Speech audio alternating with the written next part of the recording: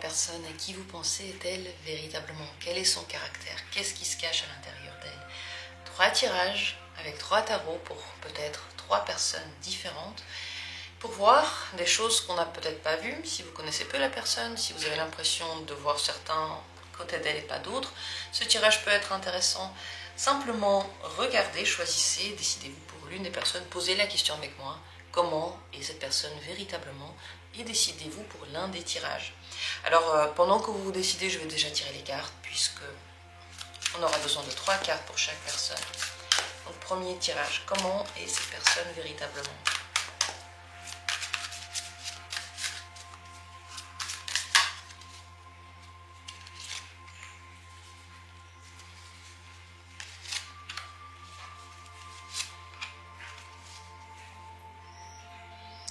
Deuxième tirage, comment est cette personne?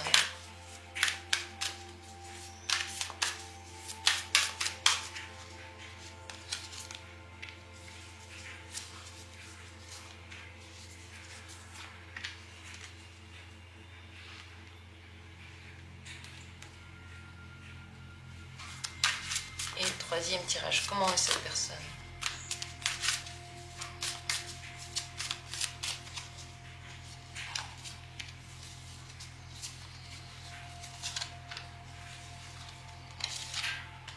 En pensant à la personne, en se l'imaginant dans votre esprit, en posant la question comment est-ce qu'elle est vraiment, peut-être qu'il y a l'un des jeux, l'un des tirages qui vous attire plus que l'autre, qui vous dit plus. Je vous conseille d'écouter votre instinct de l'instant, du moment, et de choisir. Et dans la description, les minutes sont présentes pour rapidement accéder à chacun des tirages. On va commencer tout de suite, si besoin, mettez cette vidéo en pause. On commence avec le premier tirage. Cette personne, j'ai hâte de découvrir comment elle est. 8 d'épée, le créateur et le 5 d'épée. Le créateur, c'est une carte spéciale de ce tarot, The Wandering Star. Donc il est présent, enfin cette carte est présente seulement dans ce tarot et elle dit non. Donc, créateur, non. La voilà. On a aussi le 8 d'épée et le 5 d'épée. C'est une personne compliquée. Compliquée, c'est vraiment compliqué. Elle a des avis très tranchés. Ses avis l'empêchent de faire tout ce qu'elle veut en fait. Ses avis sont des principes très stricts. Et qui dit strict dit peu de flexibilité, peu de marge de manœuvre, peu de changement. Elle peut être conflictuelle. Le 5 d'épée aime bien se battre pour ses idées, défendre ses idées et je vais même aller plus loin, il peut provoquer les autres à des dialogues assez conflictuels. Elle peut dire non à beaucoup de choses. Elle peut avoir une vision plutôt négative de la vie, dire qu'elle est bloquée, qu'elle n'a pas de possibilité. Oui, au fond d'elle, son ego est blessé, bien sûr qu'elle a des peurs, et elle a peur de l'avenir, elle n'a pas vraiment confiance en elle, pas vraiment confiance dans le fait que son avenir peut lui apporter quelque chose de bien, peut lui ouvrir des portes, et ça la bloque beaucoup. Elle a tendance plutôt à voir le négatif plutôt que le positif, elle a tendance d'abord à dire non avant de réfléchir, et peut-être ensuite à changer d'avis. Ce qui veut dire que oui, elle aurait pu changer d'avis plus tard, mais seulement si c'est elle qui a l'impression de prendre cette décision, si on la pousse à prendre une certaine décision, si on la pousse à changer d'avis, ça ne marchera jamais. Parce que le 5 d'épée, c'est même pas la question est-ce qu'il a raison ou pas. En fait, les discussions avec le 5 d'épée ne sont pas constructives. Il n'écoute pas ce qu'on dit. Tout ce qu'il veut, c'est à la fin de la discussion avoir gagné et avoir raison. C'est pour ça que franchement, c'est des cartes assez complexes. Avec le 8 d'épée aussi, il peut y avoir des idées limitantes, il peut y avoir des maladies du corps, et dans le pire des cas, des maladies de l'esprit. Ici, je ne suis pas médecin et je ne vais donner aucun diagnostic, vous le savez, voilà, nos diagnostics en tant que pas du tout médecin, c'est du blabla, ça n'a pas vraiment de poids, mais c'est possible, c'est à se renseigner. Il faut regarder, parce que c'est tout.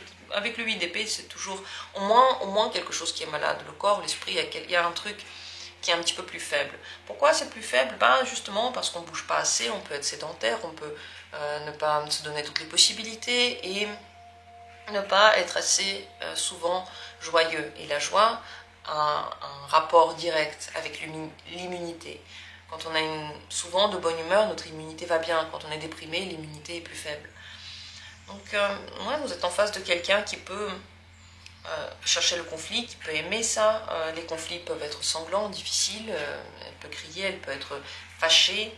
Elle est très mentale.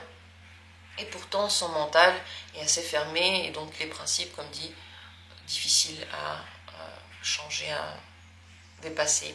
Voilà ce que je vois dans cette personne. En tout cas, c'est ce que les cartes montrent. Qu'est-ce que vous en dites? Est-ce que vous la reconnaissez ou pas? Est-ce que c'est ce que vous voyez d'elle?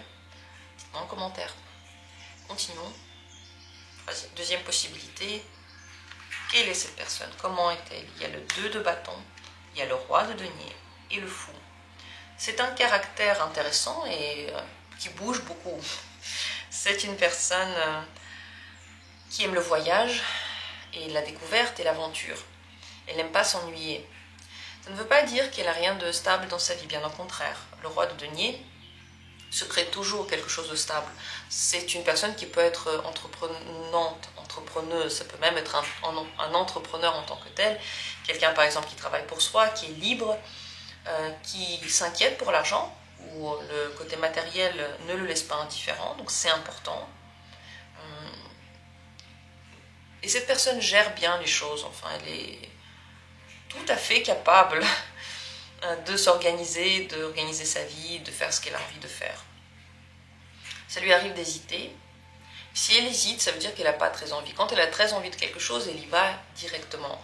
Elle sait prendre des risques, elle aime bien commencer des choses nouvelles, elle aime bien la sensation qu'elle ne connaît pas, que ça va être intéressant, elle aime bien commencer des relations. Mais pour elle, c'est très important d'avoir une certaine liberté. Cette personne est capable d'être dans des relations stables, de construire quelque chose de très sérieux. Il y a quand même du sérieux en elle, mais à condition qu'il y ait un côté de sa vie dans lequel elle puisse vivre l'aventure, soit des voyages avec son partenaire, soit des activités assez incroyables qu'on peut faire, soit de la liberté dans le travail. Quelque part, il doit y avoir cet espace où elle n'est pas surveillée et elle fait ce qu'elle veut. Elle est positive, entreprenante, elle aime bien voir le bon côté des choses, elle aime bien faire des choses en général très actives. Mais vous pouvez parfois voir que voilà, elle est entre les deux, ces doutes, cette espèce de sensation qu'elle ne sait pas si elle veut encore se lancer ou pas est présente à cause du 2 de bâton. Et comme dit, très certainement, c'est parce que ça ne l'intéresse pas vraiment beaucoup. Et elle peut s'accrocher à des choses qui ne l'intéressent pas tant que ça, parce qu'elle se dit peut-être qu'en fait ça m'intéressera quand même un jour. Elle aime la vie, je ne sais pas, manger, se reposer, être dans le confort, c'est pour ça que le matériel est important. Elle aime bien profiter de la vie, se reposer, elle aime bien aussi travailler. Quand elle travaille, elle est sérieuse. Le roi de denier apprécie les choses matérielles de la vie, les choses que notre corps peut faire, autant dans le travail que dans le repos, que dans les relations. Voilà un peu le caractère de cette personne. Il y a de tout ici, mais quand même l'énergie du fou, pour moi, prévaut. C'est une énergie très libre, très joyeuse. Et si cette personne, vous ne la voyez pas joyeuse ou pas libre, ou elle ne fait pas ce qu'elle veut, ça veut dire qu'elle est très triste. Elle ne va jamais bien vivre les moments dans lesquels elle ne peut pas s'amuser. Quand c'est beaucoup trop sérieux, elle ne veut plus prendre des responsabilités. Quand on la laisse faire, quand on lui laisse la liberté, elle prend les responsabilités d'elle-même, elle exécute tout très bien, enfin, elle sait quoi faire, mais il faut qu'elle se sente, il faut qu'elle ait envie de le faire, tout simplement. Qu'elle se sente libre. Voilà ce que je peux dire sur cette personne. Est-ce que vous la reconnaissez ou pas? Dites-moi en commentaire, qu'est-ce que vous en pensez? Comment vous la voyez? Ce serait intéressant aussi de le savoir. Et pour terminer, troisième tirage, cette personne, comment est-elle? Le chariot, le pape et le 9 de coupe. Bon, déjà très indépendante. Elle n'a pas besoin de conseils. Elle n'a pas besoin de quelqu'un qui la guide. Elle va peut-être même pas l'aimer. C'est surtout elle qui dit comment on fait, où ça va. Elle fait les choses pour elle avant tout. c'est ni bien ni mal, c'est même sage, parce que d'abord il faudrait s'occuper d'elle, de soi, chacun de soi. Le chariot donne du courage et de la détermination et l'envie toujours d'avancer. Elle peut bouger beaucoup, aimer voyager, aimer se déplacer, faire du sport, en tout cas le mouvement est très important pour elle, autant dans son corps que dans sa vie amoureuse, professionnelle. Si elle voit qu'il n'y a pas vraiment d'avancement, elle ne va pas aimer pour elle. Elle guide son avancement, c'est elle qui prend les devants, donc elle est active cette personne, et coûte que coûte, elle veut atteindre ses souhaits. Donc beaucoup de détermination, de volonté, de courage, de capacité et de mouvement. Elle fait beaucoup de choses pour atteindre ses souhaits. Avec le pape, bien entendu, on a une dimension spirituelle et profonde. Cette personne connaît beaucoup de choses, pas seulement du côté spirituel, mais aussi, c'est possible, mais cette personne peut être quelqu'un qui est quand même assez intellectuel, soit fait des études, soit s'intéresse à beaucoup de choses, je sais pas, aime lire ou aime découvrir, ou aime enseigner aussi. Donc pour elle, la connaissance, l'intelligence, la recherche est importante. La profondeur peut être visible au niveau de la spiritualité ou simplement au niveau du caractère. Cette personne elle a un aura, on sent qu'elle rentre dans une pièce, elle a une autorité, elle est là, et bien entendu aussi de la gentillesse. Le 9 de coupe donne cette gentillesse, mais c'est une gentillesse qui d'abord est centrée sur soi. Donc si avec moi on est gentil, je suis gentil. Si moi j'ai tout ce que j'ai besoin, je suis gentil. Et si dans ma vie quelque chose ne va pas, avant d'être gentil avec les autres et juste donner, moi je vais m'occuper de moi. Le 9 de coupe n'est pas généreux, il n'est pas en train de donner à tout le monde, il veut profiter de la vie déjà lui-même. Donc cette personne adore les plaisirs de la vie, elle fait plein de choses, elle est intéressée, elle aime les gens. Mais voilà, l'essence de tout ça, c'est pas faire plaisir aux autres, c'est faire plaisir à soi-même. Ce qui pour moi est, comme dit, plutôt sain, c'est quand même logique et c'est normal de faire ça comme ça. Parce que ceux qui pensent d'abord aux autres et pas à soi, ils se mentent à eux-mêmes. Parce qu'ils pensent aux autres pour se faire aimer. Donc en fait le processus, alors il est assez étrange. Donc indépendance, cette indépendance dont j'ai parlé, elle est présente dans les 3 cartes, également dans le 9 de coupe. Cette personne, elle est joviale en fait. En réalité, elle aime communiquer, elle peut être même très gentille, et je pense que on sent l'affection en elle, on sent qu'elle est ouverte, c'est sympathique de lui parler, non seulement sympathique mais aussi très intéressant, mais dans tout ça il faut vraiment toujours avoir le respect d'elle et s'attendre à ce que ce soit cette personne qui soit le leader.